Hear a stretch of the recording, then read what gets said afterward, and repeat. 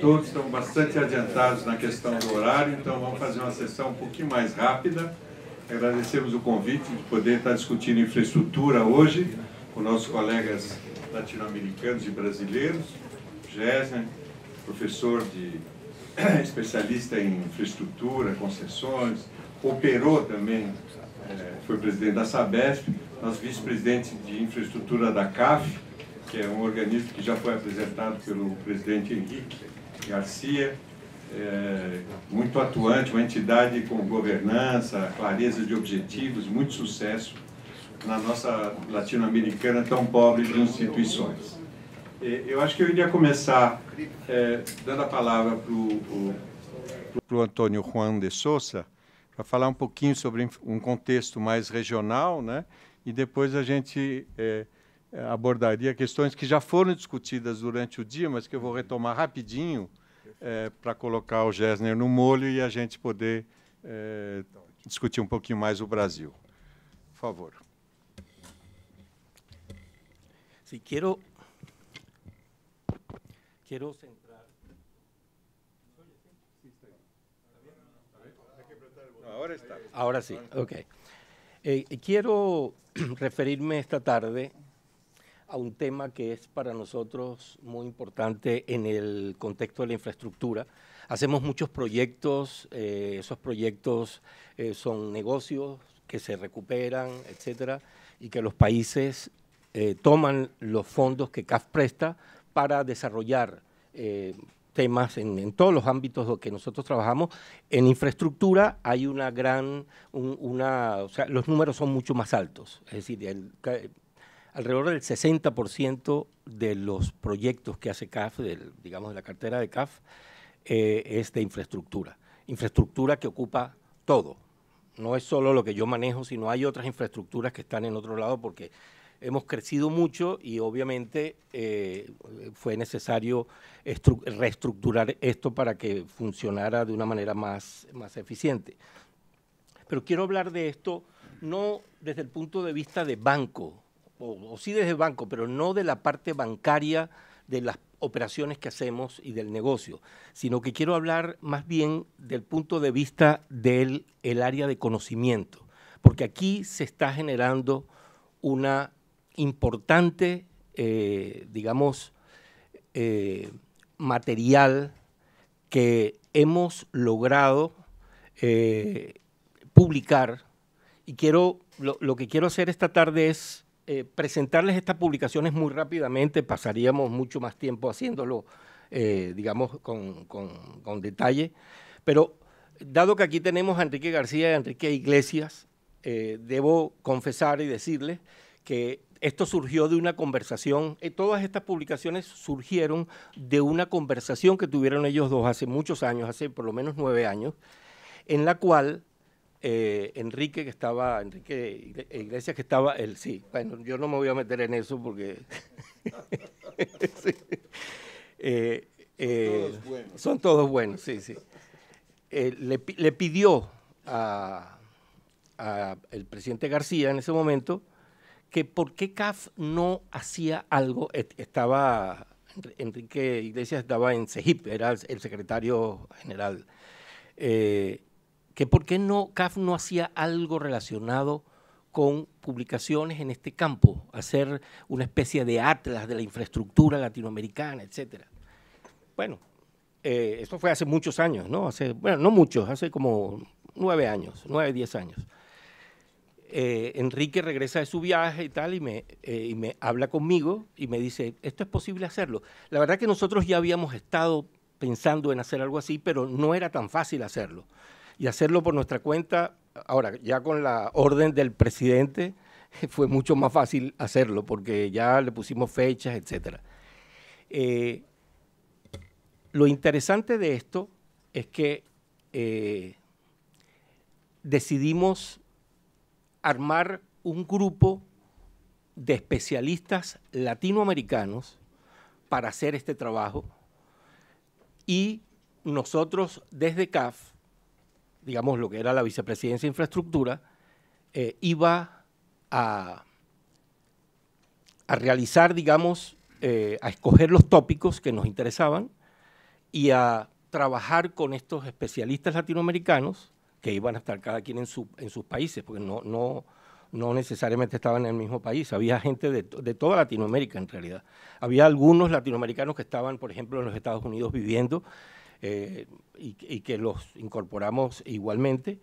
Y de esta manera logramos armar, hasta ahora hemos publicado cuatro libros.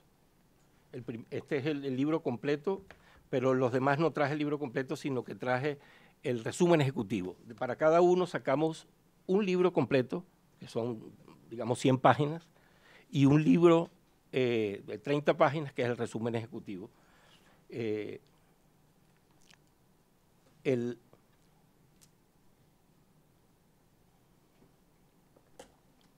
temas se están tratando ahí? Para ya entrar en la materia sólida. Los libros tienen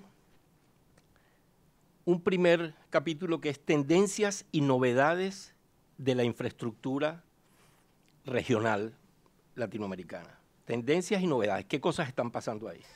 Segundo, un segundo capítulo donde se habla del balance del Estado y mercado de muchas formas, según el libro que se esté viendo. Tercero, el tema de las exportaciones, es decir, ya no temas internos, sino temas externos. ¿Cómo están las exportaciones y las importaciones en materia de infraestructura? Y en cuarto lugar, las estimaciones de inversión de la infraestructura, es decir,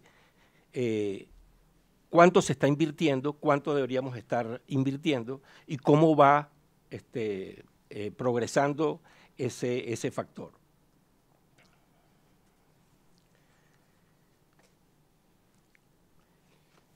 Sim. Com respeito digamos, ao financiamento da infraestrutura, eu acho que seria interessante a gente tentar comparar os problemas que a gente viveu aqui no BNDES, no financiamento dos projetos com juros subsidiados e modicidade tarifária, que atraiu só um tipo de investidor, e a CAF, quando ela se encontrou frente a problemas semelhantes, como é que ela reagiu? Ou seja, havia uma necessidade da CAF subsidiar a infraestrutura, os projetos ou não? Como é que ela resolvia até uma questão de tomar dinheiros em dólar e financiar nas moedas locais? Esse tipo de questões eram presentes também? Sí. Como é que a CAF resolveu isso, quem sabe? Sí. Sí, eso está presente también en estas publicaciones y eso CAF es muy flexible a la hora de atender ya la parte de negocios, ¿no? Y esa parte de negocios la podemos resolver de muchas maneras. Podemos prestar en moneda local con ciertas provisiones que tenemos que hacer. Podemos, generalmente los financiamientos son en dólares. Y la mayoría de los países y de los sector público, sector privado, utiliza la moneda dólar. Nosotros tenemos mucha flexibilidad también para, establecer varias etapas para el proyecto, ¿no? De manera que vamos armando primero una parte, después la otra parte, y de esa manera el cliente puede sentirse un poco más flexible, o sea, siente flexibilidad y vamos haciendo digamos los diferentes componentes en la medida que se va agotando el primero y pasar al segundo. De manera que podemos actuar de muchas maneras. De hecho, por ejemplo, en Brasil hemos tenido una experiencia, o sea, un conjunto de experiencias muy buenas. El gobierno de Brasil decidió que solamente iba a presentarnos para financiar proyectos en los estados y en los municipios, en las ciudades. No quieren nada federal. O sea, lo federal lo maneja de otra manera. No lo necesitaban, digamos. Lo cual para nosotros nos gustó mucho porque nos permitió entrar en digamos, la vida de las ciudades, cómo están funcionando los municipios, y allí, digamos, realmente fue, digamos, una experiencia muy interesante, porque muchas de las ciudades que nosotros financiamos son las ciudades tal vez más pobres, ¿no? Del nordeste, también hay algunas del sur, que no son tan pobres, que son digamos, un poquito más, tienen más recursos, pero en general la experiencia con Brasil como cliente en materia de presentación de los proyectos nos impresionó mucho. Es decir, los proyectos siempre venían muy bien preparados, con tasas internas de retorno, con todo lo que nosotros hubiésemos pedido e incluso más. De tal manera que, digamos, la experiencia fue bastante buena. Los proyectos en general se hacían en los tiempos establecidos, no había, más bien a veces un poquito antes. Bueno, últimamente sí ya tuvimos más problemas, ¿no? Porque Brasil se complicó un poco, pero eso es, o sea, lamentamos mucho el haber suspendido en un momento determinado porque el país decidió no seguir hasta resolver los problemas que tenía, y ya volvimos a regularizar y a empezar digamos, a... E os tomadores sempre tomavam em dólar, é isso? Sempre em dólares. Sempre em dólar. O cambial, porque essa é uma discussão que tem no Brasil, um projeto de longo prazo, o macro não ajuda, como disse o Dan, né? Sim. E vê que hoje o macro está ajudando, o político é que está dando confusão. Quer dizer, sempre em dólar. Sempre em dólar. Tomadores de públicos e privados. Públicos e privados. Públicos e privados, sim. Tá. E Jana, como ex-Sabesp, você chegou a tomar dinheiro do CAF ou não? Não. Infelizmente, não. Não. Infelizmente, não. Do horário, eu vou puxar um pouquinho para o... Se me permite fazer 3 comentários rápidos. Só aqui, sem onerar o tempo, um pouco, primeiro, o tamanho do desafio, né, que a gente está falando, no caso brasileiro, de sair de 2,2% do PIB de investimento em infraestrutura para algo entre 4% e 5%. Né? Então, esse é o tamanho do salto. O que nós percebemos, eu gostaria de compartilhar aqui com o Conselho, é que houve uma revolução silenciosa. Apesar de todas as dificuldades dos últimos anos, nós fizemos um buscador mesmo, um Google de parcerias, nos diários oficiais municipais, nos diários oficiais estaduais e no Diário Oficial da União. E é impressionante como, apesar de toda a crise, dificuldade, um ambiente adverso, nós tivemos um número de ocorrências extremamente elevado de parcerias, de PMIs, de vários projetos em diferentes setores. Né? Então, quer dizer, há uma demanda muito grande, né? E há um impulso muito grande nos governos subnacionais. É interessante que tenha havido essa oferta ao CAF de projetos em cidades e estados. Né? Isso é um dado. O outro dado é o potencial sobre a economia de um pacote minimamente razoável de infraestrutura. Qual seria o impacto de um pacote factível de infraestrutura?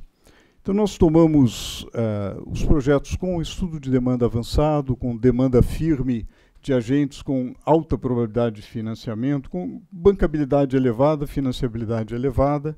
Chegamos a 67 bilhões de reais. Isso a nível acadêmico, é isso? Esse estudo? No plano acadêmico. No plano acadêmico, mas olhando se há demanda firme empresarial. Né? Isso gera um impacto sobre o PIB, usando a matriz insumo-produto do IBGE, gera um impacto sobre o PIB de 187 bilhões. Isso é um impacto bastante considerável. Né? Vamos dividir por 3, nós estamos falando de algo entre 60 e 70 bilhões de dólares, né, de impacto. Né? É um impacto razoável. Né? A gente tirou qualquer projeto fantasioso. Projeto fantasioso eu chamo, não tem estudo de demanda, não tem estudo de viabilidade econômico-financeira. A gente só pegou projetos que param em pé, em tese param em pé. Exatamente, o que é bastante forte o impacto. Veja o impacto sobre emprego. Depois eu posso até compartilhar com o Conselho aqui os dados mais detalhados. 2,7 milhões de empregos. Quase que o equivalente a que a recessão nos tirou em 2015 e 2016. Né? Então, quer dizer, o potencial de investimento em infraestrutura de uma retomada consistente é muito forte. É muito forte. Né? Terceiro e último ponto, eu sei que a gente está premido no tempo. Quais são os protagonistas? Porque você precisa de protagonistas para isso. Né? Nós dividimos em 3 protagonistas. Nós temos os grandes construtores nacionais, fundos de investimento em infraestrutura estrangeiros e pequenas e médias empresas, não tão pequenas, mas que estavam fora do pelotão de elite, digamos assim. Para essas pequenas e médias empresas, até hoje, e quando a gente viaja pelo país e vê os pacotes dos estados, essas empresas são muito importantes. Né? No entanto, até hoje nunca houve um foco, eu não sei se a CAF tem esse foco, mas nunca houve um foco em como ampliar a participação para pequenas e médias empresas. Para os fundos estrangeiros, os grupos estrangeiros, é necessário boa regulação. E aí a disseminação da regulação, sobretudo nos governos subnacionais, é muito relevante nos municípios e nos estados. Né? Para as grandes nacionais que foram atingidas pela Lava Jato, foram afetados, etc., é muito importante a consistência e coordenação para acordos de leniência, que é exemplo do que ocorreu em vários países, elas possam voltar ao mercado, em outras bases. Né? Agora, eu queria me ater, e com isso prometo não falar mais nada, nas pequenas e médias, porque nós nunca trabalhamos muito com isso.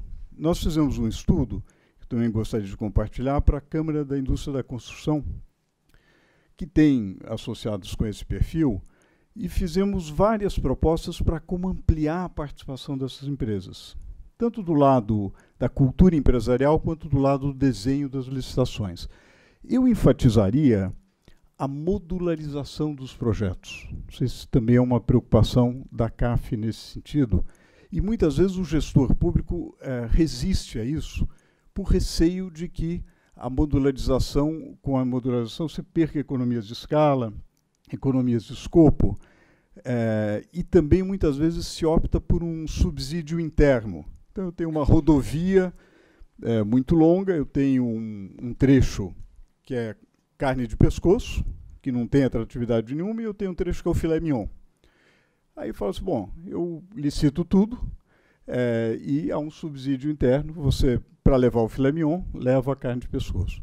Mas como o trecho é muito grande, o capital inicial é muito alto, só grandes participam. Em vez disso, acho que mais e mais nós podemos pensar em leilões separados, nos quais o filé mignon é submetido à outorga, então o governo arrecada recursos com um leilão por outorga, esses recursos vão para um fundo garantidor, que pode bancar variações cambiais, que pode eventualmente bancar a inadimplência de contraprestação, ou a própria contraprestação, não havendo recursos fiscais colocados, para uma parceria público-privada na carne de pescoço. Né? Isso é uma de uma série de propostas. O que eu quero dizer é que nós precisamos pensar mais e incorporar essas empresas regionais de diferentes portes que fazem parte de democracia econômica e democracia política. Então, antes de passar a palavra para o Antônio, para ele reagir como banqueiro de pequenas e médias versus grandes empresas, eu só queria dizer que a gente, nesse processo que eu chamei da falta de um PROER nas nossas construtoras, eu me lembro da Siemens, por exemplo. E nós estamos... o PROER, na verdade, foi um plano, foi um programa que foi feito de saneamento dos bancos brasileiros durante a crise.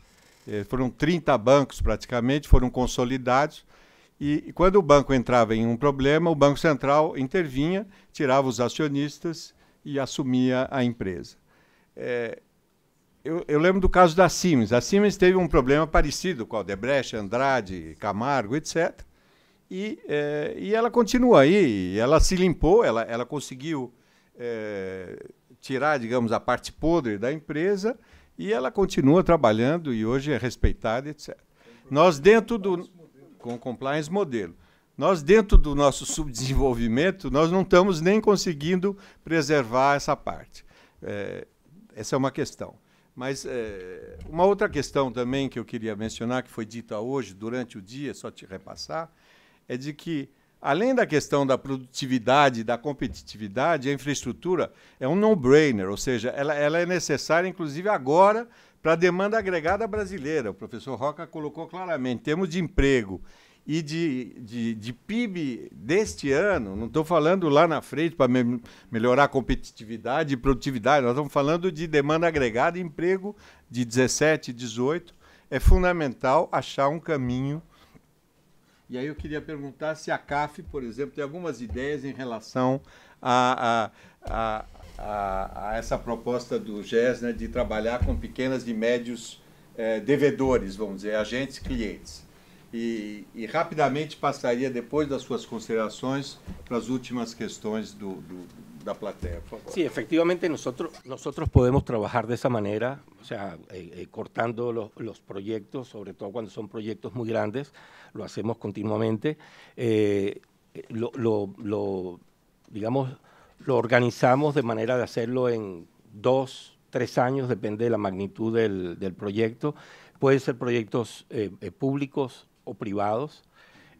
Claro, los proyectos más grandes en general son proyectos públicos, son de riesgo soberano, donde está el Estado de Brasil. Es más fácil eso, Pero a veces son muy grandes y es necesario hacerlo, digamos, en varias partes. En otros países también, no Brasil, también hacemos proyectos, líneas de metro, por ejemplo, y trabajamos en varias etapas, digamos, para poder sentirnos cómodos como vamos haciendo el proyecto, porque el proyecto puede ser que se retrase, puede ser que, digamos, no encuentra problemas en la mitad del camino, etcétera. También nosotros hemos creado en los últimos años una serie de fondos que los podemos aplicar, digamos, para el sector privado, para, digamos, levantar proyectos, digamos, más sofisticados. Hicimos un primer fondo en Colombia, hicimos otro fondo en Uruguay, y se estaba trabajando también para hacer un fondo aquí en Brasil. Vamos passar para as perguntas. No, quizá una complementación a lo que decía Giovanni, como le digo. Esto de los fondos es extremadamente importante y para Brasil. ¿Por qué? La inversión en infraestructura en general en América Latina, y el caso de Brasil es parecido, apenas se invierte el 2,5 al 3% del PIB. Tiene que invertirse el doble. Y eso no lo puede hacer exclusivamente el sector público. Entonces, los multilaterales, donde está el BID, IFC, nosotros buscamos jugar el rol catalítico. Y en ese sentido, algo que están trabajando, que ojalá rinda aquí en Brasil, el modelo que hemos aplicado en Colombia, donde CAF ha puesto equity, $40 millones, se ha hecho un concurso internacional y se ha seleccionado a un especialista, Ashmore, que ha puesto 30 millones, el gobierno de Colombia, a través de las autoridades monetarias y financieras, ha modificado la reglamentación para los fondos de pensiones y compañías de seguros para que puedan comprar papel, y esto es se ha creado un fondo, o sea, con una participación del equivalente 40 millones de CAF, se está movilizando más o menos $1.000 millones en pesos para el sector privado. Y aquí en Brasil, una de las últimas cosas que dejé hace un par de meses, se está trabajando en un modelo similar con el BNDES y algunos parceros privados que estamos hablando, nos fue ya nuestro amigo Jorge de Planeamiento, que eso puede movilizar unos mínimo 3.000 a 4.000 millones de dólares. O sea, este es un modelo extremadamente importante para poder lograr cumplir con esas metas. Y en Uruguay también estamos. Não, eu gostaria de dizer uma coisa, se me permite, para complementar um pouco o que disse o meu amigo Henrique. A infraestrutura tem sido sempre o grande mobilizador da atividade econômica em todas as partes. Agora também. Segundo as estatísticas da CAF, também internacionais, a América Latina está investindo apenas menos de 3% do produto em infraestrutura. E, segundo a CAF também, deveria passar a ser o dobro. Passar ao dobro significaria 150 bilhões anuais de investimentos adicionais, o que seria um impacto muito importante na dinâmica econômica e daria também unicidade ao impacto da integração, porque é um instrumento fundamental para integrar a América Latina. Isso seria, portanto, fundamental acompanhar. E segundo ponto, o presidente Cardoso, na primeira presidência, convocou a Henrique e a mim, o presidente do BID, o presidente da CAP, para criar o IRSA. E o IRSA que é esse primeiro grande instrumento de infraestrutura regional que funcionou e funciona. E a CAF foi líder nesse sentido, foi a grande instituição de promover projetos regionais que integram os sistemas de comunicação entre países. Eu acho que é um instrumento fundamental. E creo que é importante dizer que hay que agradecer aqui al padre da criatura. No hay que agradecer nada. Ahora, el punto que yo quisiera hacer es el siguiente, para juntar con lo que se dijo anteriormente acá. Es que yo me di cuenta hace años, de que Mercosur no iba a marchar si se limitara a acuerdos comerciales, porque había competición y barreras y dificultades. Entonces dije, bueno, vamos a cambiar eso para inversiones en infraestructura para integrar efectivamente los países. Y luego, la idea que ya fue expuesta acá, de que en verdad nunca llegamos realmente a ninguna integración, porque nunca llegamos a compartir el mismo espacio territorial y distribuir la producción en asociación de capitales por toda la región. Entonces, eso es lo que se hizo en Europa, hasta cierto punto. Aquí nunca se hizo eso. Nunca se hizo eso.